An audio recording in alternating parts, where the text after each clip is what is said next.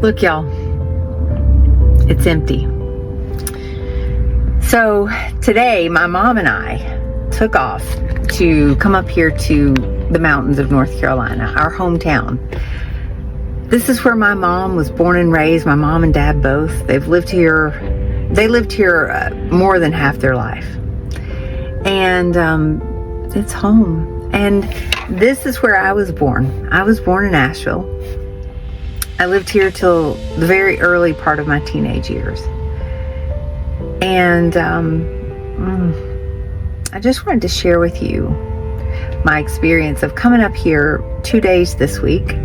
So we came up here on Wednesday, of course, with the Swamp Rabbit moving truck, and we had a load of the baby bottles that we were going to put in, deliver and drop off. And we had a few other things that day to deliver, and we were very grateful. And I made some observations of that day. I wanted to share these with you. Now, they're just my opinion, my observances, my perspective on what I'm seeing up here. And there's quite a mixture. There's some areas that are fine. They're doing great. They've gotten their power back. Everything's good, and life is moving on. And then there's places like Swannanoa, where my family still is. I have family there and friends there. And it's like a war zone. And then it's almost like a third world country in a way, because the devastation in Swannanoa Village, in that area, it's unbelievable. And people, churches, businesses that are destroyed, by the way. Not the churches. The churches are all the churches we saw were good, but the couple of businesses we saw completely destroyed. Yet there are people there, and they are setting up, and they are helping everyone in their community. There's signs along the route, and it says free supplies. Drive through, walk through, whatever the case may be. So, because so many people don't even have vehicles anymore. There are vehicles parked all along Highway 70 in Swannanoa that are covered in a layer of dust and mud from where the water overtook them.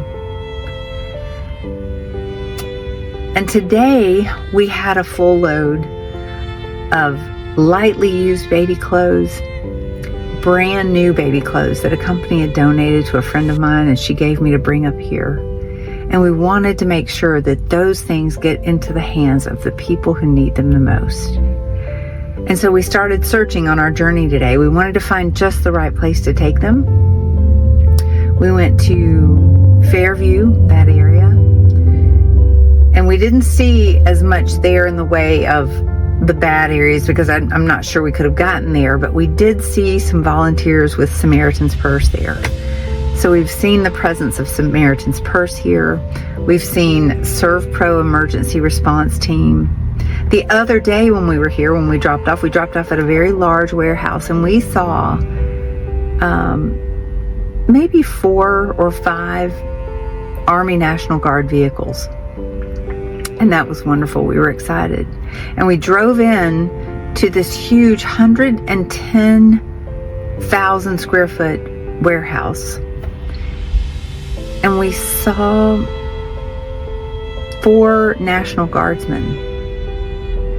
And then we saw probably hundreds of volunteers. At our end of our day today, we've been all over the area: Fairview, Swannanoa, Black Mountain, Beetree. We've seen the devastation. We've seen houses that were moved completely off of their foundation. I wanted to tell you what we have not seen. Nowhere in the entire area we've covered today. We've not seen National Guard. We've seen no one from FEMA. We've seen no FEMA emergency sites. We drove all through Biltmore Village and we've seen nothing. But we keep seeing the people. The people are here. The people are volunteering. They are helping. They are helping each other. There's people coming from out of town to prepare hot meals for people who haven't had a hot meal now in almost 2 weeks. 2 weeks today, 2 weeks last night. The people are here. The people are caring for their own. The community, the Appalachian people are turning up, showing up, and then people from other states. And that has been so moving. I talked with a lady from Samaritan's Purse, and she told me some incredible stories. Heartbreaking, and yet heart-inspiring. The people of Western North Carolina are very, very, very strong and determined and resilient.